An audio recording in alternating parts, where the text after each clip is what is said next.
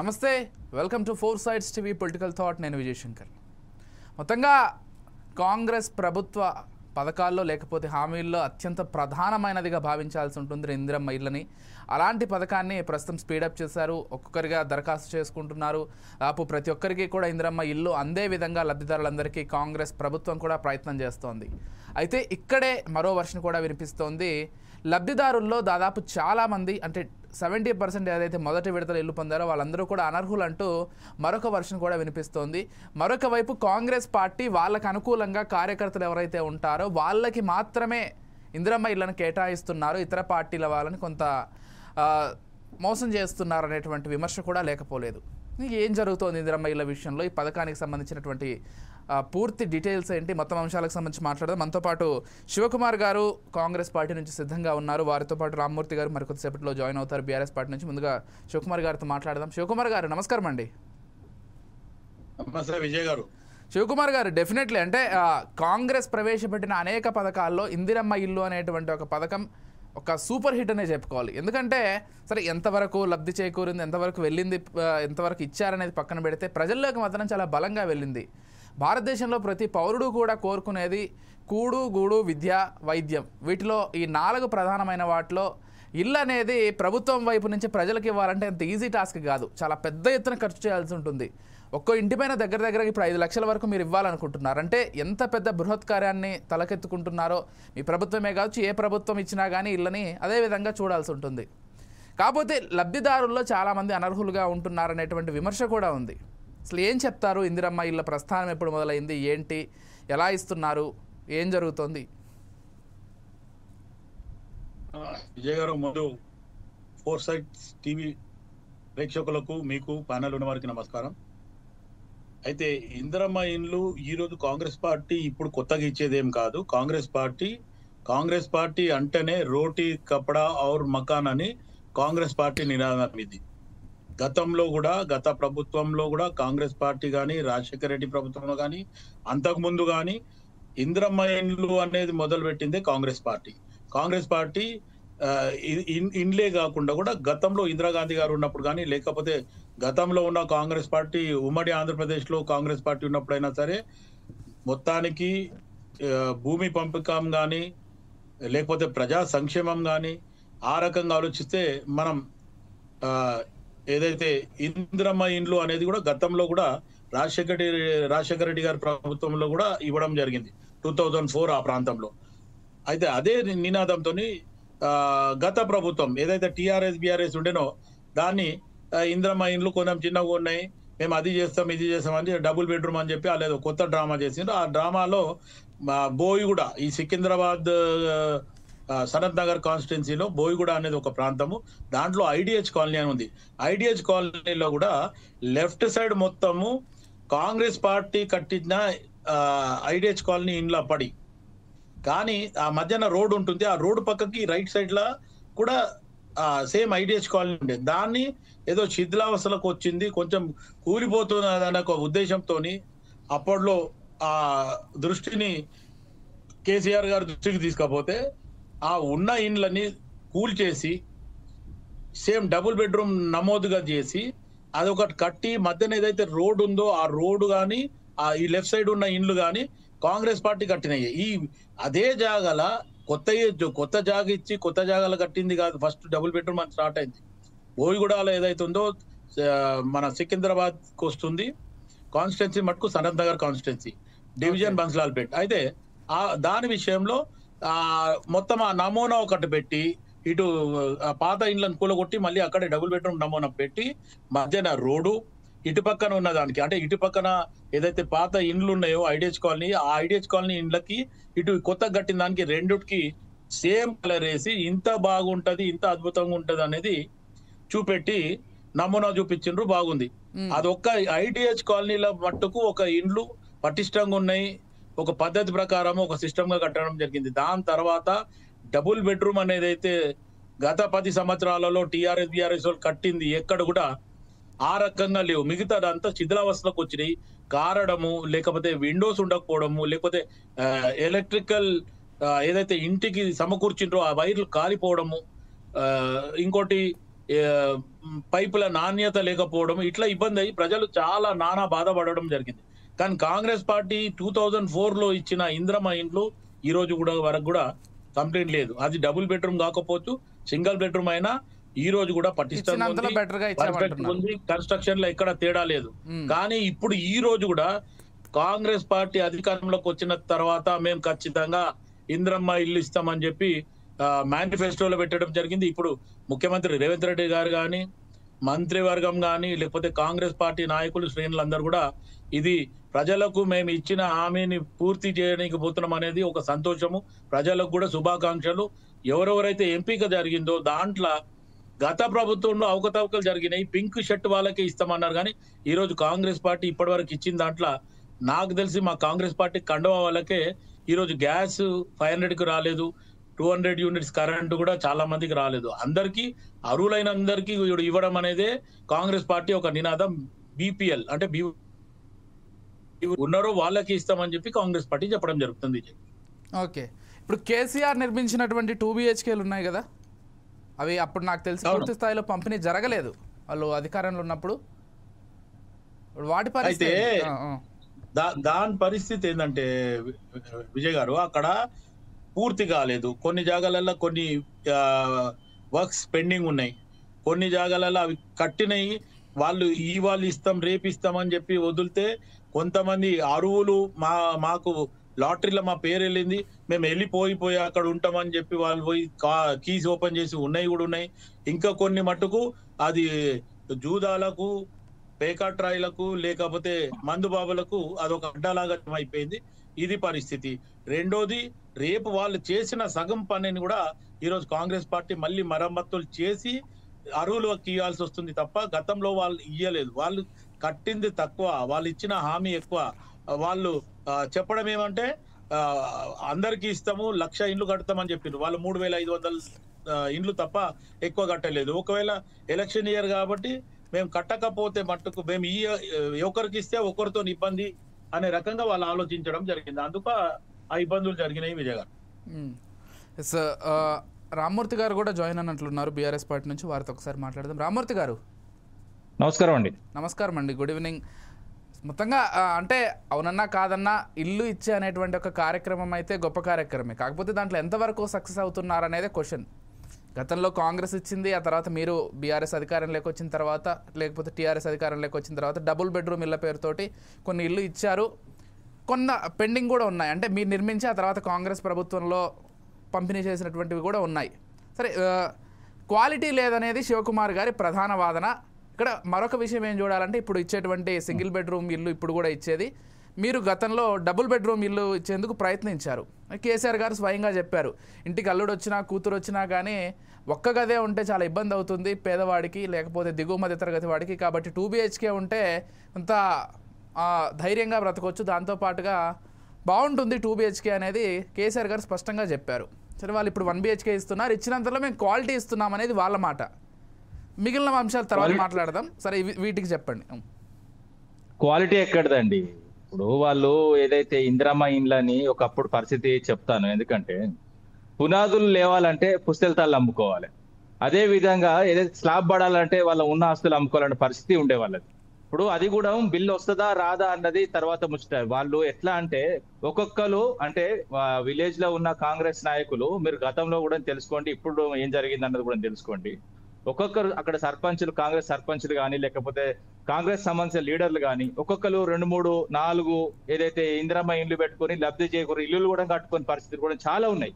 బిల్లులు ఎత్తుకున్నారు, అదే విధంగా వాళ్ళు ఇల్లులు కూడా కట్టుకోలేదు. అలాంటి పరిస్థితి చాలా ఉన్నాయి. కోకొల్లలో మామూలు అవినీతి కూడా చేయలేదు వీళ్ళు ఏదైతే ఇందిరమ్మ ఇండ్ల పేరు మీద. అదే విధంగా పేదోళ్లకు వాస్తవంగా చెప్పాలంటే 0.01% కూడా కాదండి వీళ్ళు ఇచ్చినాయి. నాకు తెలిసి మొత్తం వాళ్ళకి ఏదైతే ఉన్న సంబంధించిన వాళ్ళు ఏదైతే కార్యకర్తలు వాళ్ళు వీళ్ళు దోచుకున్నారు ఆ సొమ్మును కూడా. మీరు ఏ ఊర్లలో ఉండి ఇందిరమ్మ ఇల్లు ఎక్కడన్నా ఉన్నాయో చూపించండి. ఆ ఇందిరమ్మ ఇల్లు వీళ్ళు కట్టినాయి కొన్ని ఏదైతే పునాదులో ఆగి దాని తర్వాత వాళ్ళు కష్టపడి కాయ కష్టం చేసుకొని అటు చేసి ఇటు చేసి వాళ్ళు ఇల్లు లేపుకుంటే బిల్లు రాని నేను గిన్ని చూపెడతా నా ఎంబడి వస్తే. నేనేమంటున్నా అంటే మేము క్వాలిటీ కట్టలేదని అంటున్నారు కదా, నా ఎంబడి రండి, ప్రతి నియోజకవర్గానికి సంబంధించిన డబుల్ బెడ్రూమ్ ఇల్లు చూపెడతా కేసీఆర్ కట్టినాయి. ఇప్పుడు వీళ్ళు హైడ్రాతో కూలగొట్టినవి కూడా వాళ్ళ కుటుంబాలను కూడా తీసుకెళ్లి మళ్ళీ మాకు డబుల్ బెడ్రూమ్ మీద దిక్కైనాయి కదా అండి. ఇప్పుడు వీళ్ళు మొత్తం క్వాలిటీ లేవు, క్వాలిటీ మరి మనకి పంపుతున్నారు. మీరు క్వాలిటీకి మరి మీరు 1,00,000 కోట్లు, 2,00,000 కోట్లు, 3,00,000 కోట్లు ఖర్చు పెడతామని మాటలు చెప్తున్నారు కదా. అదేదో వాళ్ళకి ఇచ్చేయండి, మరి ముందే ఇవ్వండి. మీరు ఇల్లు కట్టుకున్న తర్వాత ఇస్తా అంటే మిమ్మల్ని నమ్మద్దు. నేను చెప్తున్నా, కాంగ్రెస్ నాయకులను నమ్మి ఇల్లులు కట్టుకుంటే వాస్తవంగా మోసపోతారు. గతంలో కూడా మోసపోయింది, ఇప్పుడు కూడా మోసపోతారు. ఎందుకు మీరు ముందెందుకు ఇవ్వరు? ప్రజలకు, పేద ప్రజలకు మీరు ముందెందుకు ఇవ్వరు? మొత్తం మీరు ఏదైతే పునాదులు వేస్తే, దాని తర్వాత బేస్మెంట్లు వేస్తే, దాని తర్వాత ఇంకేమైనా లేస్తే ఇట్లు ఇస్తారు. 4 విడతల్లో ఇస్తారంట 5 లక్షలు. 4 విడతలు కాదండి, నేను చెప్తున్నా కదా. 4 విడతల్లో డబ్బులు రావు. వీళ్ళని నమ్మి ఒకవేళ ఇల్లులు కట్టుకుంటే, నేను చెప్తున్నా కదా, ఇది ఇందిరమ్మ ఇల్లు నాకు తెలిసి మహిళల పేరు మీద ఇస్తున్నారు అనుకుంటా. నాకు తెలిసి వాళ్ళ పుస్తెలతాళ్ళు మళ్ళీ అమ్ముకోవాలి. అలాంటి పరిస్థితులు తీసుకొస్తారు. గతంలో పుస్తెలతాళ్ళు అమ్ముకున్నారు నాకు తెలుసు. నీ కన్నారా చూసిన ఇందిరమ్మ ఇళ్ళ పరిస్థితి. పుస్తెలతాళ్ళు అమ్ముకొని వాళ్ళు ఇల్లులు కట్టుకున్న తర్వాత బిల్లులను బొచ్చడం మంది ఉన్నారు. ఇంకెందుకండి వీళ్ళని నమ్మొద్దు. వీళ్ళని నమ్మి మోసపోయారు జనాలు. వీళ్ళు అప్పుడు అబద్ధాలు ఆడి ఏదైతే మొత్తం కంప్లీట్ గా రాజ్యాధికారంలోకి వచ్చింది. ఇప్పుడు కంతే అనాదిగా ఏదైతే కాంగ్రెస్ పార్టీ తెలంగాణను పట్టి పీడిస్తున్న ఒక, మీకు గ్రామాలలో గోమరి అని ఉంటాయండి, అవి రక్తం పీరుస్తాయి, బర్లై ఎడ్లై అలాంటి వీళ్ళు. నేను చెప్తున్నా కదా అండి, వీళ్ళు తెలంగాణ రక్తాన్ని పీల్చుకునే గోమర్ లాంటి వాళ్ళు తప్ప ఏం చేసిందండి తెలంగాణకు? మొత్తం మంచుకున్న తెలంగాణ తీసుకుపోయి ఆంధ్రాలో కలిపిన దుర్మార్గులు వీరే. అదే విధంగా 60 ఏళ్ళ దోపిడీ కారణం వీళ్ళే. 1969లో తొలి దశ ఉద్యమంలో సావులకు కారణం వీళ్ళే. మలి దశ ఉద్యమంలో సావులకు కారణం వీళ్ళే. 90 సార్లు కార్పులు జరుగుతారండి తొలి దశలో. ఏందండి ఇది? ఎవరికోసం? ప్రతి ఉద్యమాన్ని నేను చెప్తున్నా కదా, తెలంగాణలో పుట్టిన ప్రతి ఉద్యమాన్ని తుపాకీ పెట్టి కాల్చింది వీళ్ళే. వీపుల మీద ఏదైతే లాఠీ దెబ్బలు కొట్టింది వీళ్ళే. చాలా ఉన్నాయి అంశాలు. శివకుమార్ అన్న, మీరు నిజంగా చెప్తున్నా, మీరు చాలా మంచి వాళ్ళు, మిమ్మల్ని గురించి చెప్పలేదు. మీరు చాలా కష్టపడ్డారు, సుదీర్ఘంగా కష్టపడ్డారు. మీకు ఏం జరగలేదన్న, లాభం జరగలేదు. నేను చెప్తున్నా, లాభం జరగడులుగా జరుగుతున్నది. అప్పుడు వైఎస్ రాజశేఖర కుటుంబం బాగుపడ్డది. దాని తర్వాత ఇప్పుడు ఏదైతే రేవంత్ రెడ్డి కుటుంబం బాగుపడుతుంది. అంతే తప్ప పేద ప్రజలు ఈ ఏదైతే కాంగ్రెస్ గవర్నమెంట్ లో బాగుపడ్డది లేదు. వీళ్ళు ఎవరిని కూడా బాగుపడడానికి ఏదైతే ఈ ప్రభుత్వాలు ఏర్పడలేదు. ఎస్ శివకుమార్ గారు, అంటే హైడ్రా కూల్చివేతల టైంలో దాదాపు చాలా ఇళ్లను కూల్చేసినప్పుడు కూడా మేము చిన్న కంక్లూడ్ అండి. ఈ 4 దఫాల్లో ఇస్తా అంటారు కదా, ఈ 4 దఫాలు ఎప్పుడు వస్తాయంటే 4 మోసుకపోవాలి పాడ మీద. ఆ 4 మోసుకపోయేటప్పుడు వస్తాయి కావచ్చు పేద ప్రజలకు. అలాంటి పరిస్థితులు అండి. నిజం చెప్తున్నా, వీళ్ళని నమ్మి ఒకవేళ ఇల్లులు కట్టుకుంటే ఇల్లు గుళ్ళు అవుతుంది. అదే విధంగా ఉన్న ఆస్తులు అమ్ముకోవాల్సిన పరిస్థితి వస్తుంది. అదే విధంగా అప్పుల పాలు పరిస్థితి వస్తుంది. అంతే తప్ప కానీ వీళ్ళని ఏమి నమ్మినా కూడా వీళ్ళు ఏమంటారు, నన్ను చూసి అప్పే ఇస్తాడు అంటారు. మరి మనం ముగ్గురం ఉన్నామండి. ఇప్పుడు ఒక్కొక్కరు ముఖం చూసి కొంత అప్పు అంటే మీకు ఒక్క అప్పు పుట్టచ్చు, నాకు ఒక అప్పు పుట్టచ్చు. ముఖం చూసి అప్పు ఇచ్చే పరిస్థితి లేదండి. అంటే ఆ ముఖాన్ని కూడా ఎవరు నమ్మట్లేదు. అలాంటి పరిస్థితులు డైరెక్ట్ ఆయనే చెప్తున్నాడు కదా రేవంత్ రెడ్డి, నాకు అప్పు పుట్టలేండి. నీ ముఖం చూస్తే అప్పు పుట్టాలంటే ముఖం కూడా మంచిగా ఉండాలండి, కొంచెం నమ్మకం కలగాలి వ్యక్తి మీద. అరే రాష్ట్రాన్ని మంచిగా పైకి తీసుకుపోతారని నమ్మకం ఉండాలి. శివకుమార్ గారు కూడా నవ్వుకుంటున్నారు మీ మాటలకి. నిజమే కదా అండి, శివకుమార్ నాకు అప్పు పుడుతుంది. వాస్తవంగా ఆయన ముఖ్యమంత్రి చేయండి, వాస్తవంగా ఆయన ముఖం చూసి వాస్తవంగా మస్తు అప్పు పుడుతుంది. కానీ రేవంత్ రెడ్డి గారు రాష్ట్రాన్ని చూసి అన్నారు. నేను ఏమంటా లేదండి, ఏదైనా ఎవరైతే శివకుమార్ ఒకవేళ రాష్ట్రం ముఖ్యమంత్రి అయితే వాస్తవంగా చాలా మంది అప్పు తీసుకొచ్చిస్తారు. కానీ రేవంత్ రెడ్డి ఒకవేళ అప్పు ఇవ్వాలనుకున్నాడు కూడా పొలిమేరకి వెళ్ళి పారిపోతున్నారు. సరే అడుగుదాం మరింత మాట్లాడు. శివకుమార్ గారు, ఒకటి బీఆర్ఎస్ ఇచ్చినటువంటి ఇల్లు క్వాలిటీ లేవన్నప్పుడు హైడ్రా కూల్చివేతలప్పుడు ఆ పేద ప్రజలందరినీ లేకపోతే ఆ ఇల్లు కోల్పోయినటువంటి వాళ్ళందరినీ తీసుకెళ్లి అదే డబుల్ బిహెచ్కే ఇళ్లలో పెట్టారు. ఇది వాస్తవం, నిజంగానే పెట్టారు. ఇంకోటి 4 విడతల్లో ఇస్తా అంటున్నారు. గతంలో మోసం చేశారు, ఫ్యూచర్లో కూడా మోసపోతారు పేద ప్రజలు. దాన్ని నమ్ముకొని అప్పుల పాలయ్యి కనుక ఒకవేళ ఇల్లు కట్టుకుంటే ఖచ్చితంగా అప్పుల పాల ఇబ్బందులు పెడతారు అనేది వారి మాట. శివకుమార్ అన్నకు బిఫోర్ దట్ చెప్పే ముందు, మేము ఇచ్చిన డబుల్ బెడ్రూమ్ డైరెక్ట్ ఒక్క పైసా కూడా మేము పేద ప్రజలతో మేము అప్పుడు దఫల వారిగా దశల వారిగా ఇస్తామనలేదు. మేము డైరెక్ట్ ఇల్లు కట్టి వాళ్ళని ఇళ్లలోకి తోలినాం. ఇళ్లలోకి పోయే కార్యక్రమం ప్రతి నియోజకవర్గంలో ఎమ్మెల్యేలు చేసిళ్ళు, మంత్రులు చేసిళ్ళు. ప్రతి నియోజకవర్గంలో, ఓన్లీ హైదరాబాద్ లో కాదు, మేము ప్రతి నియోజకవర్గంలో కొట్టాం. అంతెందుకండి, మన ఏదైతే ప్రసాద్ ఐమాక్స్ ముందు చూడండి ఎంత బ్రహ్మాండంగా ఉంటుందో, వాళ్ళ ఇళ్లలోకి పోయి అడుగుదాం, వాళ్ళ కన్నీళ్లు మొత్తం బయటకు వస్తాయి. అలాంటి పరిస్థితులు, వాళ్ళకి ఇల్లు లేదు, పరిస్థితి ఘోరమైన పరిస్థితులు, వాళ్ళకి ఇల్లు ఇచ్చినాం. ఒక్కొక్క వీడియో చూస్తే కళ్ళకి వెళ్ళి కన్నీళ్ళు వస్తాయండి. అయినా కనికరం ఉండాలండి ప్రభుత్వాలకు. మీకు 4 దఫాలకి ఇస్తాం. జనాలు నమ్మట్లేదు. ఇప్పుడు జనాల నమ్మకం వీళ్ళు ఎందుకంటే వీళ్ళు ప్రజల మీద నమ్మకం ఉన్న వాళ్ళు అయితే ఒకేసారి ఇచ్చేటోళ్ళు, ప్రజల మీద వీళ్ళకి నమ్మకం లేదు, కానీ ప్రజలకు నమ్మకం ఉండి వీళ్ళకి ఓటేసింది. కానీ ప్రజలు ఇప్పటికేం తెలుసుకోవాలి, ప్రజల నమ్మకం కాంగ్రెస్ ప్రభుత్వం. శివ గారు ఏం చెప్తారు? విజయ్ గారు, తమ్ముడు రామ్మూర్తి మాట్లాడిన దాంట్లో నేను ఎందుకు ఏకీభవించానంటే, ఇప్పుడు గతంలో రాజశేఖర రెడ్డి గారు వచ్చిన తర్వాత ఇంద్రమ్మ ఇండ్లని వేగవంతం చేసి ఈరోజు మారుమూల తాండాలలో కానీ, లేకపోతే విలేజ్లలో కానీ, లేకపోతే సిటీ అవుట్స్కట్ కానీ, సెంటర్లో కానీ ఇంద్రమ్మ ఇండ్లు ఎక్కడైతే కట్టినరో ఇప్పటి వరకు కూడా ఎక్కడ కూడా ఇబ్బందులు లేవు.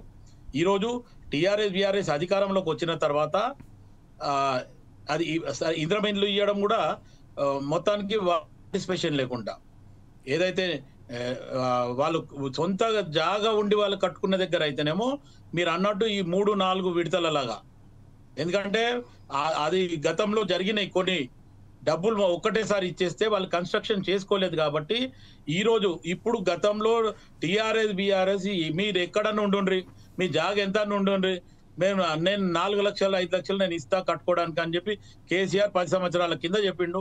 ఇప్పటి వరకు ఇచ్చింది లేదు. అది ఆల్రెడీ అలా ప్రభుత్వం కూడా పోయింది. తర్వాత కాంగ్రెస్ పార్టీ అధికారంలోకి వచ్చినాక కాంగ్రెస్ పార్టీ మేనిఫెస్టోలో ఏం పెట్టింది, ఎట్టి పరిస్థితుల్లో మేము ఎవరికైతే 60 గజాలు 70 గజాలు 100 గజాలు ఉన్న వాళ్ళు ఉంటే మా దృష్టికి వచ్చి మేము అప్లై చేసుకుంటే మేము ఖచ్చితంగా వాళ్ళకి 5 లక్షల రూపాయలు కన్స్ట్రక్షన్ కాస్ట్ ఇస్తామని చెప్పిండు. దీంట్లో మళ్ళీ వాళ్ళు కట్టేది ఏం లేదు. ఎందుకంటే గతంలో టిఆర్ఎస్ బిఆర్ఎస్ ప్రభుత్వము ఏదైతే డబుల్ బెడ్రూమ్ అని చెప్పింది, ₹1 తీసుకోకుండా ఇస్తా అన్నది నేను వాస్తవం, దాన్ని కాదంటలేను. కానీ కట్టిన ఇండ్లు ఎక్కడికక్కడ తాళాలు వేసి లోపల పెట్టారు. ఎందుకంటే వాళ్ళు కట్టిన ఇండ్లు తక్కువ, చెప్పిన ఇండ్లు ఎక్కువ. సో దానికి ఏమైంది, ఒక్క నిమిషం చెప్తే ఇప్పుడే, ఆ ఇండ్లు ఇస్తే గానీ వీళ్ళకి వ్యతిరేక వస్తుంది ఎలక్షన్ బిఫోర్ కాబట్టి వీళ్ళు కట్టింది 3,500 ఇండ్లు. దానికి అప్పట్లో ఉన్న మా బట్టి విక్రమార్క గారు సిఎల్పి లీడర్ గా అప్పట్లో తలసాని శ్రీనివాస్ యాదవ్ గారిని ఎంబడి పెట్టుకొని మొత్తం సిటీ అంతా తిరగడం జరిగింది. లాస్ట్ కు వస్తే వాళ్ళు కట్టింది 3,500 అని చెప్తే ఏదో ఎమర్జెన్సీ మీటింగ్ అని చెప్పి తలసాని శ్రీనివాస్ యాదవ్ గారు ఈ మన ట్యాంక్ మడ్ దగ్గర ఉన్న రాణిగంజ్ దగ్గర ఉన్న డబుల్ బెడ్రూమ్ అంబేద్కర్ నగర్ పక్కన నుంచి ఆయన వెళ్ళిపోవడం జరిగింది.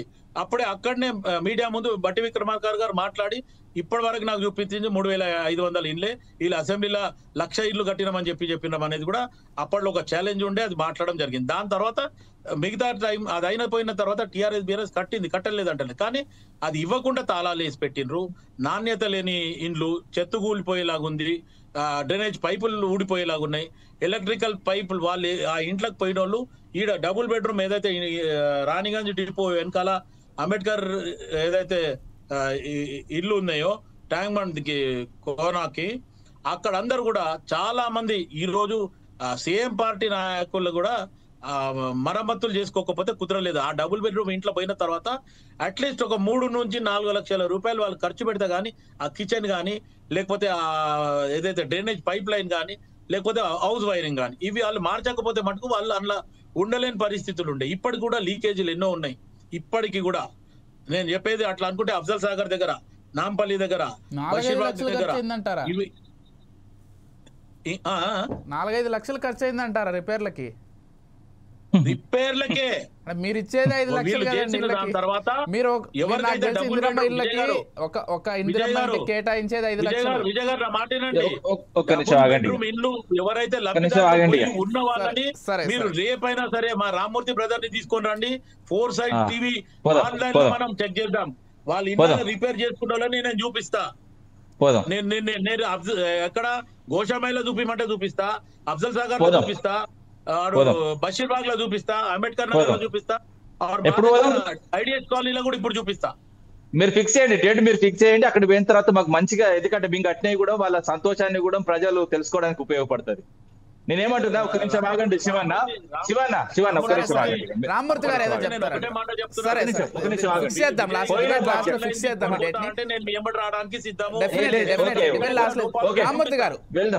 రామ్మూర్తి గారు మరొక క్వశ్చన్ కూడా రైజ్ అయింది. చెప్పండి. మీరు డబుల్ బెడ్రూమ్ ఇళ్ల కన్స్ట్రక్షన్ జరిగింది కానీ చాలా రోజుల వరకు వాటిని ఇవ్వకుండా అట్టి పెట్టుకున్నారు. ఇది ఎందుకనే డౌట్ అప్పుడు ఉండింది, ఈ రోజు కూడా రైజ్ అవుతోంది.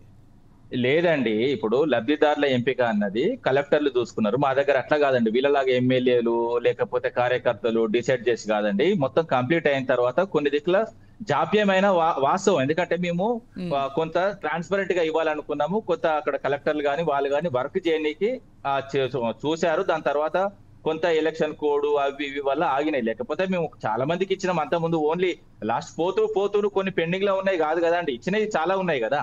ఇచ్చిన వాటి గురించి మాట్లాడరు, పెండింగ్ ఉన్న వాటి గురించి మాట్లాడరు. ఒక నిమిషం ఆగండి, చాలా ఉన్నాయి.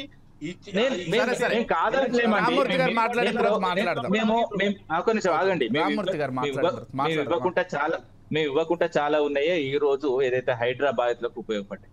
నేనేమంటున్నా, మాకు మనసు ఉన్నది కాబట్టి, ఆ మనసు గొప్పది కాబట్టి ఇల్లులు కట్టినా మా డబుల్ బెడ్రూమ్ ఇప్పుడు పోయిన వాళ్ళు సంతోషంగా ఉన్నారు. ఇప్పుడు నేను కాదంటలే, నేనేమంటున్నా అంటే మొన్న రోటీ కపడా ఔర్ మకాన్ అని వీళ్ళు పెద్దగా చెప్పుకుంటారు కదా అండి. దాదాపు 77 ఏళ్ల స్వాతంత్ర భారతదేశం, మనకు బయట 78 అనుకుంటే మనకు ఒక సంవత్సరం. ఎస్, వీళ్ళు ఏదైతే మొన్న బడ్జెట్ లో ఇది బడ్జెట్ బుక్ ఏది 2024-25కు సంబంధించి ఏది ఇందిరమ్మ ఇండ్లకు కేటాయింపు ఎంత కేటాయించారు? పోయిన బడ్జెట్ ప్రతి నియోజకవర్గానికి 3500 ఇల్లులు విత్ ఇన్ 1 ఇయర్ 2024-25లో కడతాన్నారు ప్రతి నియోజకవర్గంలో. ఎన్ని ఇండ్లు అయినాయండి? సిగ్గుండలాగా చెప్పుకోనికి బడ్జెట్ బుక్ అండి, ఇది ఉత్తది కాదు. బడ్జెట్ బుక్ పోయిన సంవత్సరం బడ్జెట్ బుక్ ఏదైతే 24-25 సంబంధించి ఉత్తది కాదు కదండి. ఇప్పుడు 4,50,000 ఇండ్లు కడతా అని వీళ్ళు ఒక పచ్చి అబద్ధం. బడ్జెట్ బుక్ ఇది ఎవరికైనా ఏ ప్రభుత్వానికైనా బడ్జెట్ బుక్ అన్నది ఒక ఖురాన్, అదే విధంగా ఒక బైబుల్, ఒక విధంగా భగవద్గీత సమానం అంటారు కదా. బడ్జెట్ ఇది మామూలు కాదు, అఫీషియల్. ఇది ప్రభుత్వం ప్రకటించిన అఫీషియల్ బడ్జెట్ లో కేటాయింపులు ప్రతి నియోజకవర్గానికి 3,500 ఎంపీ. ఒక్కటి ఉంచండి మీరు. అప్పుడే ఈ బడ్జెట్ లో పెట్టి చేయని వాళ్ళు ఇప్పుడు పెట్టి ఏమి ఇస్తారండి? బడ్జెట్ కేటాయింపులనే మీరు చేయలేరు. మళ్ళీ మొన్న బడ్జెట్ లో కూడా కేటాయింపులు చేసిండు. పోయిన బడ్జెట్ లో కేటాయింపు చేసి అబేట్ పోయినాయి. ఈ అయితే 2 బడ్జెట్లు కదా వీళ్ళు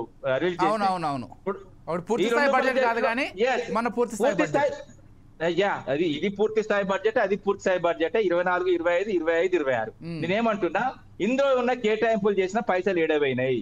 నేనేమంటున్నా, వీళ్ళు చేతగానోళ్ళు. ఒక దిక్కేమంటాడు 18,500 కోట్లు రాష్ట్ర ఆదాయం వస్తుందని ఒప్పుకున్నాడు. ఎందుకంటే మేము ఆయన చేతులు ఇచ్చినప్పుడు. కానీ ఇప్పుడు ఏమైంది? ఈ తుగ్లక్ నిర్ణయాల వల్ల 9,000కు పడిపోయింది. అరే 9,000 పరిస్థితులల్లా నువ్వు ఎట్లా నడుపుతావు రాష్ట్రాన్ని? నీ తుగ్లక్ నిర్ణయాల వల్ల నువ్వు రాష్ట్ర ఇమేజ్ ని పైకి పెంచాలి. మేము 18,500 కోట్లు ఏదైతే నెలకు ప్రతి నెలకు ఆదాయం తీసుకొచ్చి మీ చేతిలో పెడితే దాన్ని 22,000 కోట్లు చేయనుంటివి, దాన్ని 28,000 కోట్లు చేయనుంటివి, నువ్వు గిట్లా చేయనుంటివి. కానీ నువ్వు కిందికే నువ్వు తీసుకుపోతున్నావు. ఎందుకంటే ఏమంటారు చూసినావా, కుక్కతో ఒక గుండు కట్టినట్టు పరిస్థితి బాగలేదండి. నేను ఓపెన్ చెప్తున్నా. ఈయన నిర్ణయాలు చెప్తున్నా వాళ్ళకు కూడా నచ్చట్లేదు. వాళ్ళ ఎమ్మెల్యేలు కూడా ఆయన పేరు కూడా ఉచ్చరించడానికి ఇబ్బంది పడుతున్నారు. ఈ రోజు కూడా ఒక ఎమ్మెల్యే డైరెక్ట్ ముఖ్యమంత్రి ఏదైతే వేరే పేరు చదివిండు. ఇలాంటి పరిస్థితులు ఉన్నాయి. మొదటి విడతలో లబ్ధి పొందిన వారిలో 70,000 మంది అనర్హులుగా తేలిందంటే దానికి సంబంధించి కూడా నేను చెప్పాలా, మొదటి విడత లేదు, రెండవ విడత లేదు, అసలు ఏ విడత లేదు. వాళ్ళ ఆర్థిక శాఖ మంత్రి ఇంతవరకు పేర్లే మేము ఫైనల్ చేయలేదని ఆయన చెప్తాడు. వీళ్ళు రకంగా చెప్తారు. ఏ విడత లేదండి, వీళ్ళు ఒకటే విడత. అన్నదమ్ములు నేను చెప్తాను వినండి. మొత్తం 7 అన్నదమ్ములు, 4 ఏదైతే 5 యాక్టివ్గా ఉన్నారు. 5 దఫాలుగా దంచుకుంటూ తప్ప ఏం లేదండి. దోపిడీ చేస్తున్నారు. 30% ఒక డైరెక్ట్ ఒక మంత్రికే పేరున్నది, నేను పెట్టలేదు, అనిరుద్ధ్ రెడ్డి పెట్టిండు, వాళ్ళ ఎమ్మెల్యేనే. అదే విధంగా సచివాలయం సాక్షిగా ఏదైతే కాంట్రాక్టర్లే 20%, 10% తీసుకుంటున్నారు, వాళ్ళే ధర్నాలు చేసేళ్ళు. ఆడ మేము ఎవరని లేం కదా అండి. ఇప్పుడు మేము ఎవరంటలేదు. పొంగులేటికి సంబంధించిన వాళ్ళ ఇంట్లోనే దాదాపు 2 రోజులు 3 రోజులు ఐటీ సోదాలు జరుగుతాయి. ఈడీ వాళ్ళు వస్తారు. వాళ్ళ కొడుకు డైరెక్ట్ హర్షారెడ్డి డైరెక్ట్ దొంగ వాచిన కేసులు దొరుకుతాడు. ఇవన్నీ మొత్తం దొంగల రాజ్యం అయిపోయిందండి. దోచుకున్న రాజ్యం ఇందిరమ్మ రాజ్యం. నేనేమనుకున్నా, ఇందిరమ్మ ఇళ్ళను మేము ఏమనుకునేది అంటే, నేను చెప్తున్నా, గతంలో మేము అనుకునే అబ్బాయి ఇందిరమ్మ ఇళ్ళు అనుకునేది. అలాంటి పరిస్థితులు మేము డబుల్ బెడ్రూమ్లు తీసుకొచ్చిన తర్వాత గర్వంగా ఇచ్చినాం. కొన్ని ఇవ్వలేకపోయినాం. అది తర్వాత మేము అధికారం వచ్చిన తర్వాత ఇద్దామనుకున్నాం. కొన్ని ఏదైతే కోర్టు ఏదైతే అక్కడ ఉన్న ఏదైతే ఎలక్షన్ల కోడ్ వల్ల కానీ దాని వల్ల కానీ కొన్ని కారణాల వల్ల కానీ ఒక్కొక్క అధికారుల నిర్లక్ష్యం వల్ల కానీ కొన్ని ఆగినాయి. వాటి మేము దశల వారీగా ఇద్దాం అనుకున్నాం, కానీ వీళ్ళు వచ్చిన తర్వాత ఆ కార్యక్రమాన్ని దిగ్విజయంగా పూర్తి చేస్తే బాగుండు, కానీ దానికి కూడా కలర్ వేసుకొని మీ విషయాన్ని చెప్పుకునే దౌర్భాగ్యులు ఇంకెక్కడ ఉంటారండి ప్రపంచంలో ఎక్కడ. శివకుమార్ గారు, ఒక చిన్న డౌట్ అండి, మీ వరకు వచ్చిందో లేదో కానీ గతంలో 2 BHK అంటే కేసీఆర్ గారి హయాంలో వచ్చినటువంటి 2 BHK ఎవరైతే ఉన్నారో వాళ్ళకి ఇందిరమ్మ ఇల్లు కూడా శాంక్షన్ అయ్యాయి. అంటే ఎంక్వైరీ కూడా సరిగ్గా చేయట్లేదా మీ ప్రభుత్వం? బేసిక్ ఎంక్వైరీ అయినా ఉండాలి కదా, ఎవరు అర్హులు ఎవరు అనర్హులని. ఫైనలైజ్ చేసిన తర్వాత మళ్ళీ తెలుస్తోంది, మళ్ళీ ఇప్పుడు రీఎంక్వైరీ చేస్తామంటున్నారు. ఎన్నిసార్లు ఎంక్వైరీలు చేస్తారు? ప్రతి పథకానికి మళ్ళీ దరఖాస్తులు చేసుకోవాలి, మళ్ళీ ఎంక్వైరీలు అంటున్నారు. అయితే విజయ్ గారు, ఇది రీసర్వే అని ఎవరైతే ఇప్పుడు మా రామ్మూర్తి బైలాగా వేరేళ్ళు ఏం చెప్తున్నారు అంటే, గతంలో పింకు చొక్క వాళ్ళకే ఇచ్చినట్టు ఇప్పుడు కాంగ్రెస్ వాళ్ళకే ఇస్తున్నారు, వాళ్ళ అంచర్లకే ఇస్తున్నారు అని అంటున్నారు. కాబట్టి దాన్ని రీచెక్ చేస్తున్నారు, సర్వే కాదు. ఏదైతే సర్వే చేసిన దాన్ని రీచెక్ చేసి ఎవరన్నా నిజంగా అట్లేమన్నా పాల్పడితే దాని మీద కూడా యాక్షన్ ఉంటుంది అనేది చెప్పడం. రెండోది, ఇప్పుడు మన రామ్మూర్తి బాయ్ మాట్లాడినట్టు ముఖ్యమంత్రి రేవంత్ రెడ్డి గారు ఓపెన్ గా చెప్పడం జరుగుతుంది, బయట అప్పు పుడతలేదు అనేది ఒకటి. రెండోది, బడ్జెట్ లో ఏదైతే తెలంగాణ రాష్ట్ర బడ్జెట్ లో సాలరీస్ కొన్ని పోతున్నాయి. మేజర్ గా కేసీఆర్ చేసిన అప్పులకే నేను చెప్తా లెక్క, 500 కోట్లు కడుతున్నామని నేను చెప్తా. తప్పు తప్పు తప్పు తప్పు తప్పు నేను చెప్తా లెక్క. నోట్ చేసుకోండి. అయితే ఈడ నేషనల్ మీడియాలో చెప్పిండు, అసెంబ్లీలో కూడా ఓపెన్ గా చెప్పిండు. అంటే గతంలో కేసీఆర్ అండ్ కంపెనీ మొత్తానికి తెలంగాణ కాంగ్రెస్ పార్టీ తెలంగాణ ఇచ్చినప్పుడు మిగులు బడ్జెట్ రాష్ట్రం ఉన్న రాష్ట్రాన్ని ఈరోజు అప్పుల రాష్ట్రం చేయడం జరిగింది. దానికి కాళేశ్వరమా కూలేశ్వరమా అనే రకంగా ఎంత మిగులు బడ్జెట్ ఒకసారి చెప్పండి. ఒక్క నిమిషం శివకుమార్ అన్న గారు, ఎంత మిగులు బడ్జెట్ చెప్పండి. మీరు ఎంత మిగులు బడ్జెట్ తో ఇచ్చారు? విజయ్ గారు చెప్పండి, మీరు ఎంత మిగులు బడ్జెట్ తో ఇచ్చారు?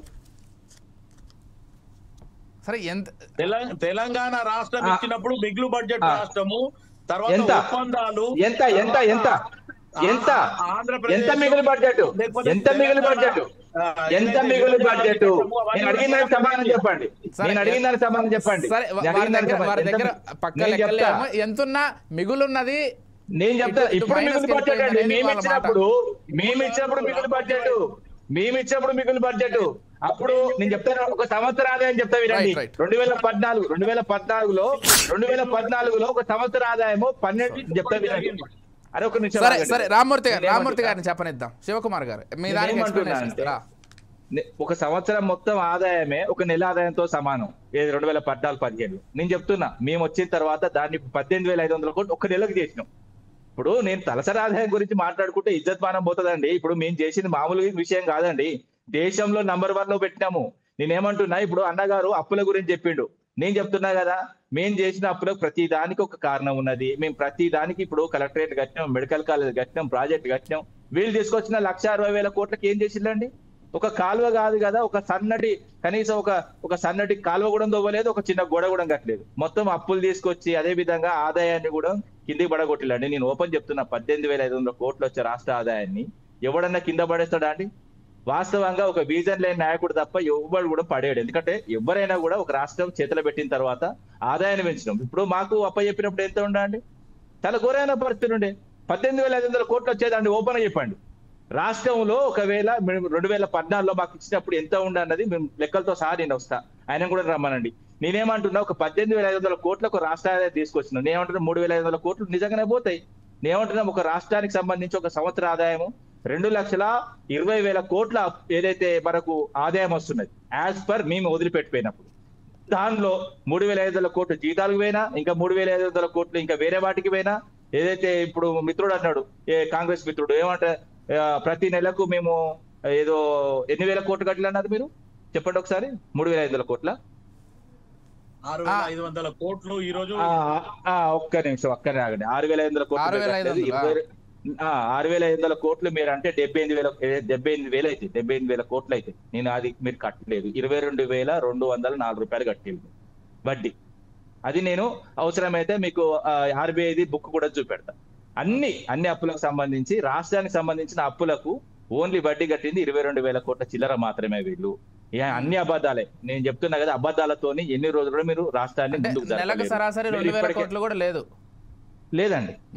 వాస్తవంగా నేను అవసరమైతే చూపించమని కూడా చూస్తా, పెద్ద సమస్య కాదు. ఎందుకంటే నేను ఇప్పుడు ఇందిరమ్మ ఇండ్ల గురించి మాట్లాడుతున్నాం కాబట్టి ఏదైతే దేశవ్యాప్తంగా ఎవ్వరు కూడా చేయని ఆలోచన. ఇంకొక విషయం కూడా రామమూర్తి గారు, కాంగ్రెస్ మంత్రులు మాట్లాడేదానికి, ముఖ్యమంత్రి గారు మాట్లాడేదానికి, ఇతర మంత్రులు మాట్లాడేదానికి చాలా వరకు పొందనుండట్లేదు లెక్కల విషయంలో. ఇగో ఆర్బీఐ హ్యాండ్ బుక్ అండి, వీళ్ళు ప్రతి రాష్ట్రానికి సంబంధించి వడ్డీ ఎంత కట్టిల్లన్నది. మన రాష్ట్రానికి సంబంధించి 22,408 కట్టిల్లండి, చూసుకోండి. ఇది అబద్ధమా? ఎందుకండి 78,000 కోట్ల అబద్ధం ఆడుతుంది ఇజ్జత్ మనం తీసుకోండి. ఎందుకంటే ఇప్పుడు ఏదైనా కూడా ప్రజలు చాలా నేర్చుకున్నారండి, ప్రతిది కూడా తెలుస్తుంది సోషల్ మీడియా ద్వారా. కేవలం అప్పు ఆర్బీఐ నుంచి మాత్రమే తీసుకుంటామా, లేకపోతే ఇటు ప్రైవేట్? లేదండి, ఏ బ్యాంక్ అయినా ఆర్బీఐ అండర్లే ఉంటాయి. ఎక్కడ అప్పు తీసుకున్నా ఆర్బీఐ అండర్ కి వస్తుంది. ఇప్పుడు ఇదే చాలా మందిని వీళ్ళు తప్పుదో పట్టించేది ఏంటంటే, ఆర్బీఐకి మొత్తం ఎట్లా తెలుస్తుంది అంటే, ఏ బ్యాంక్ అయినా, ఏ ఫైనాన్షియల్ సంబంధించింది ఏదైనా కూడా ఆర్బీఐ కిందికి వస్తుంది, ఆర్బీఐ ఆడిట్ చేస్తుంది. ఆడిట్ సంబంధించింది ఏదైతే చెప్తున్నా కదా, ఇది హ్యాండ్ బుక్ ఉత్తది కూడా కాదు, రాష్ట్ర ప్రభుత్వానికి సంబంధించిన. ఇది అసెంబ్లీలో కూడా ఏదైతే హరీష్ రావు గారు చూపించారు, వీళ్ళు బొక్క బోర్ల పడ్డారు. ఏది కూడా, ఎందుకంటే ఇంత ముందు అంటే నడిచిందండి, మీడియా లేక ముందు, అదే విధంగా సోషల్ మీడియా లేక ముందు ఏది అబద్ధం ఆడితే అది నడిచింది. ఇప్పుడు అన్ని అబద్ధాలే, కంప్లీట్ గా అబద్ధాలే, మొత్తం తెలిసిపోతున్నది. ఇప్పుడు ముఖ్యమంత్రి మాట్లాడింది ఒక్క నిజం చెప్పండి. నేను చెప్తున్నా, ముఖ్యమంత్రి గారు అసెంబ్లీలో మాట్లాడింది అబద్ధమే, బయట మాట్లాడింది అబద్ధమే, అన్ని అబద్ధాలు. అబద్ధాలతోని ఎవ్వరు కూడా ముందుకు పోలేరు. ఇది పాత రోజులు కావు, నిజం చెప్తున్నా. ఎన్ని రోజులు అబద్ధాలు ఆడినా కూడా నడిచింది, ఇప్పుడు నడవదు. ఏదైతే ఇది సోషల్ మీడియా కాలం, ఇది వచ్చి ఇది తప్పు చేసిండ్రు. శివకుమార్ గారు, మీ ఆడియో రావట్లేదు, ఒక్కసారి చెక్ చేయండి. ఇట్లా పడుకొని మీతో మాట్లాడితే ఎట్లా? ఇక ఒక్క నిమిషం, శివన్న గారు, మీరు ఫామ్ హౌస్ గురించి మాట్లాడిల్లు. మీ అఫీషియల్ ఎక్స్ పేజ్ లోనే ఫామ్ హౌస్ పాలన కావాలా, ప్రజా పాలన కావాలంటే చెప్పుతాను కొట్టిల్లు కదా జనాలు. ఇంకేంటి? సరేలేండి, సరే, అది టాపిక్ కావాలి. శివకుమార్ గారు, అరే అఫీషియల్, అది అఫీషియల్, మ్యానిపులేట్ కాదు. ఆల్రెడీ ఒక్క నిమిషం, చెప్పి చెరువులు కుంటలు మింగేసిన వాళ్ళు ఎన్ని చెరువులు? ఒక్క నిమిషం, మేము మిషన్ కాకతీయకు సంబంధించి మేము ఎన్ని చెరువులు స్టాప్ చేసాం చెప్పండి. మీరు చెప్పండి, లెక్క చెప్పండి. నేను చెప్తా.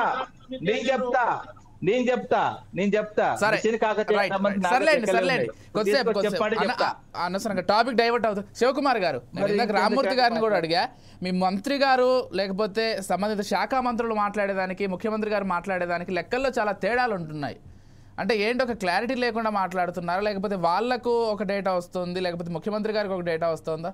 చాలా విషయాల్లో అదే అవుతోంది. అయితే విజయ్ గారు, ఇప్పుడు ఫర్ ఎగ్జాంపుల్ రైతు రుణమాఫీ సబ్జెక్ట్ అనుకుందాం.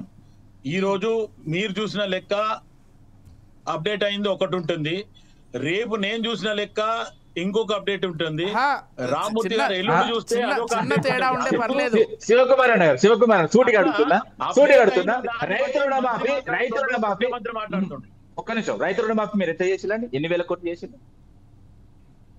22,000 కోట్లు. మరి 18,000 కోట్లు అన్నారు. 18 ప్లస్ 5 మొత్తం. అమెరికాలో ముఖ్యమంత్రి స్పీచ్ మీకు అవసరమైతే మీకు నెట్ లో దొరుకుతుంది. అమెరికాలో 31,000 కోట్లు ఆల్రెడీ అకౌంట్లో పోయినాయని ముఖ్యమంత్రి చెప్పిండు. ముఖ్యమంత్రి అమెరికాలో. రామూర్తి 31,000 కోట్లు ఏదైతే అకౌంట్ ల ప్రాబ్లం ఉంది, నేమ్ ల ప్రాబ్లం ఉంది, సర్నేమ్ ల ప్రాబ్లం ఉంది, నాకు మంచిగా దొరికింది మీరు. నేనేమంటున్నా, ఏ బ్యాంక్ అయినా కూడా కేవైసీ క్లియర్ లేనిది ఎవ్వరు అప్పియరు. కేవైసీ కూడా మీరు రాంగ్ ఉన్నదని మీరు చెప్తున్నారంటే అంత పక్షి అబద్ధము ప్రపంచంలో ఇంకొకటి ఆడాడు. ఒక బ్యాంకు ఒక మనిషికి అప్పించిందంటే ఆధార్ కార్డు ఉంటుంది, పాన్ కార్డు ఉంటుంది, ప్రతిదీ ఉంటుంది, పాస్బుక్ కూడా ఉంటుంది. మీరు ఇందులో తప్పు పడ్డదని మీరు చెప్తే రైతులన్నా అబద్ధం ఆడాలి, లేకపోతే బ్యాంక్ అన్న అబద్ధం ఆడాలి, మీరన్నా అబద్ధం ఆడాలి. మీరు మాత్రమే అబద్ధం ఆడుతున్నారు. ఇప్పుడు బ్యాంకులు అనేవి అప్పు ఇచ్చేటప్పుడు విజయ్ గారు మీరే కదండి, విజయ్ గారే కదా మీరు. విజయ్ కుమార్ అని ఒకవేళ మీది పాస్బుక్ ఉంటే మీరు విజయ్ కుమార్ అన్న దాని మీద మీకు అప్పు వస్తుంది. విజయ్ అని ఎక్కడ ఉండదు. నేను చెప్తున్నా కదా, అప్పు ఇచ్చిందంటే వాళ్ళు ప్రతిదీ KYC ఎగ్జాక్ట్లీ అసలు అప్పు ఇచ్చేటప్పుడే కదా ఎక్కువగా ఎంక్వైరీ చేసేది.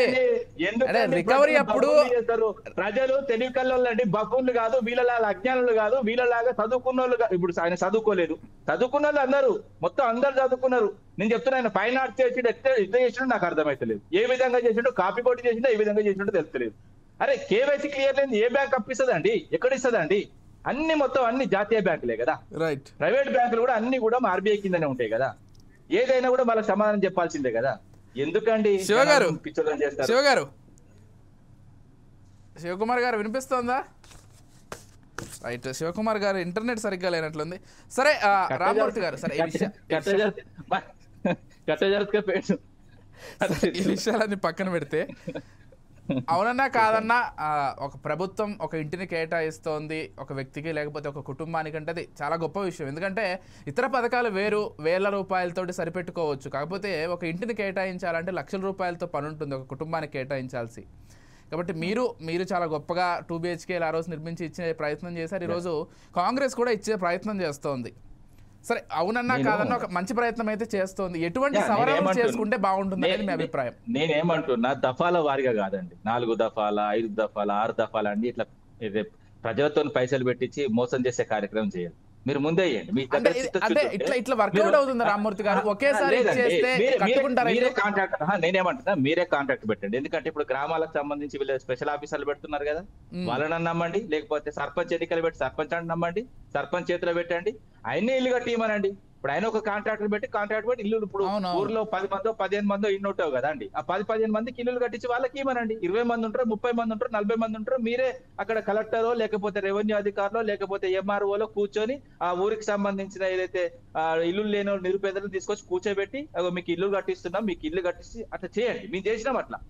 మేము డైరెక్ట్ ఇల్లు కట్టి ఆ గ్రామాలకు సంబంధించిన వాళ్ళని తీసుకెళ్లి ఇల్లు లేని వాళ్ళకి తీసుకెళ్ళి డైరెక్ట్ గృహప్రవేశం చేసి అట్లా మా ప్రభుత్వం. ఇది ప్రజలు నమ్మాలండి. ఇప్పుడు మీరు 1వ దఫా ఇస్తా, 2వ దఫా ఇస్తా, మీరు ఫస్ట్ పునాది లేపుల్ని మీరే ఖర్చు పెట్టుకోండి, దాని తర్వాత ఇంకా పిల్లర్లు కట్టుకోండి, ఇంకా పిల్లర్ లేకుండా కట్టుకోండి. ఏంది పిల్లర్ లేకుండా కట్టుకోమంటారు? ఓదాని పిల్లర్ కట్టుకోమంటారు.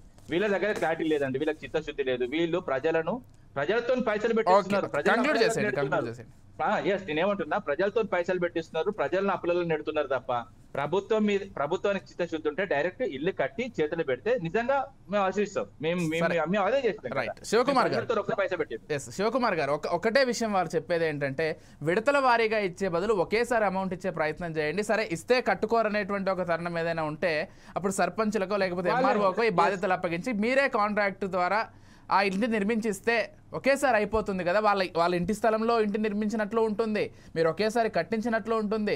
ప్రజలకు ఒకవేళ మీరు ఇవ్వరనేటువంటి భయము ఉండదు, భరోసాతోటి ఇల్లు నిర్మాణం అయిపోతుంది. 20% ఒకవేళ కాంట్రాక్ట్ ఇస్తే 10% 20% కమిషన్ కూడా వస్తుంది వీళ్ళకి. ఎందుకంటే వీళ్ళు కమిషన్ల కోసం ఇస్తే ప్రభుత్వం మళ్ళీ ఇస్తే మీకు అదో ప్రాబ్లం. అట్లా లాభం జరుగుతుంది. సరే శివకుమార్ గారు చెప్పండి. విజయ్ గారు, ఇప్పుడు మీకు అర్థమవుతుందా? TRS BRS ప్రభుత్వము గతంలో ఏ పని చేసినా కమిషన్ లేకుండా చేయలేదు అనేది ఇప్పుడు మన తమ్ముడు రామ్మూర్తి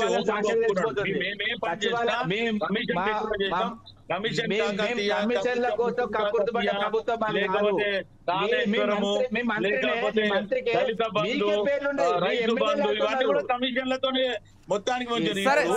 సర్లేండి, అది వదిలేసేయండి, ఆ విషయం వదిలేసేయండి. ఇంటి నిర్మాణానికి సంబంధించి ఒక నిమిషం ఆగండి. మేము ప్రజలను నమ్మి డైరెక్ట్ అకౌంట్ వేసినాం, మీరు నమ్మరు. మీరే పెట్టుకోండి ఖర్చు, మేము ఇస్తామంటే మీరు ఇయ్యరు, మీకు పత్తకుండరు. వారు చెప్పిన సవరణని తీసుకునే ప్రయత్నం ఏమైనా చేస్తారా?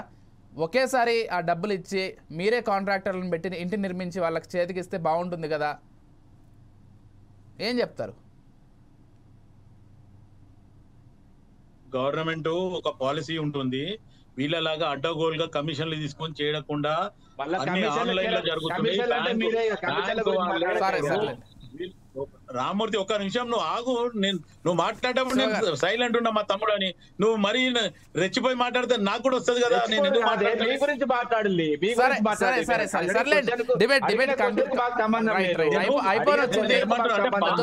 ఇప్పుడు వాదించుకోవడం వద్దు. శివకుమార్ గారు కంక్లూడ్ చేసేయండి, అసలు మీ పాలసీ ఏంటి, ఏం చేద్దాం అనుకుంటున్నారు, కంక్లూడ్ చేసేయండి. ఇప్పుడు విజయ్ గారు, కాంగ్రెస్ పార్టీ ఒక నిర్ణయం తీసుకుంది, నేను ఇప్పుడు మాట్లాడేది ఇందిరమ్మ ఇండ్ల గురించి మాట్లాడతలే. ఎవరైతే స్వయాన కట్టుకుంటా అన్నోళ్ళకే ఈ 4 విడతలు అనేది చెప్పడం జరిగింది. వాళ్ళు ఉన్న ఇల్లుని మామూలుగా స్టార్టింగ్ లో ఒక విడతిస్తారు.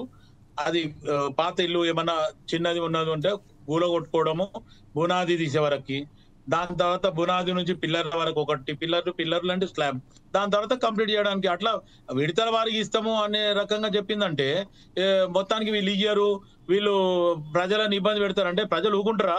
ఈ రోజు మీరు మొత్తం ప్రజలను ఎంత హుషారు చేసిపోయినరు ఈ 10 సంవత్సరాలు అంటే మడత పెట్టి కొడితే మొత్తానికి ఫామ్ హౌస్ లో వండుకుంటూ ముఖ్యమంత్రి, గతంలో ఉన్న ముఖ్యమంత్రి ఇప్పుడు బయటికి రమ్మంటే కూడా భయానికి వస్తలేడు.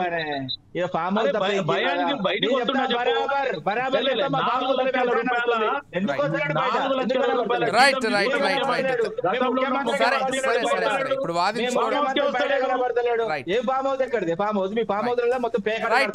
థ్యాంక్ యూ రామూర్తి గారు. శివకుమార్ గారు ఓకే రామూర్తి గారు థ్యాంక్ యూ అండి. శివకుమార్ గారు thank you so much debate లో పాల్గొన్నందుకు. రైట్, చూస్తున్నాం కదా మొత్తంగా ఇందిరమ్మ ఇళ్ల సబ్జెక్ట్ కి సంబంధించి బీఆర్ఎస్ ఒకటే డిమాండ్ చేస్తోంది, 4 విడతల వారీగా అని చెప్పి ప్రజల్ని మోసం చేసే ప్రయత్నం చేస్తున్నారు. కాబట్టి ఒకటేసారి మొత్తం అకౌంట్లలో డబ్బులు వేసి, లేకపోతే స్థానికంగా ఉండేటువంటి ఎంఆర్ఓతో కావచ్చు, లేకపోతే వీఆర్ఓతో కావచ్చు, కాంట్రాక్టర్ నియమించి వాళ్ళతోటి ఇల్లు కట్టి ఒకేసారి లబ్ధిదారుడికి ఇస్తే చక్కగా ఉంటుంది. లేకపోతే వాళ్ళు ఇవ్వకపోతే ఉన్న ఇల్లుని పడేసుకొని అప్పుల పాలు అవ్వాల్సినటువంటి పరిస్థితి అటు ఎవరికైతే లబ్ధిదారుడు ఉంటారో అతనికి ఉండేటువంటి పరిస్థితి ఉంటుంది. కాబట్టి ప్రజలను మోసం చేయొద్దని బీఆర్ఎస్ వాళ్ళు అంటున్నారు. మేము ఒక పాలసీతో ముందుకు వెళ్తున్నాం కాబట్టి ఆ పాలసీలో ఖచ్చితంగా ఇంటిని పూర్తి చేసే వరకు 4 విడతల్లో డబ్బులు వేసి తీరుతామని కాంగ్రెస్ వాళ్ళు చెప్తున్నారు. కాకపోతే అనర్హులు ఎవరైతే ఉన్నారో, అంటే ఇప్పటి వరకు లబ్ధి చేకూరినటువంటి లేకపోతే ఫైనలైజ్ అయినటువంటి వాళ్ళల్లో కొంతమంది అనర్హులు ఉన్నారు. వాళ్ళకి సంబంధించి ఎటువంటి క్లారిఫికేషన్ అయితే లేదు. మరి రీచెక్ చేస్తామని ప్రభుత్వం చెబుతోంది. ఎంతవరకు చేస్తుంది ఏంటి అనేది వేచి చూద్దాం. ఇది వాళ్ళ political thought. Keep watching 4 Sides TV.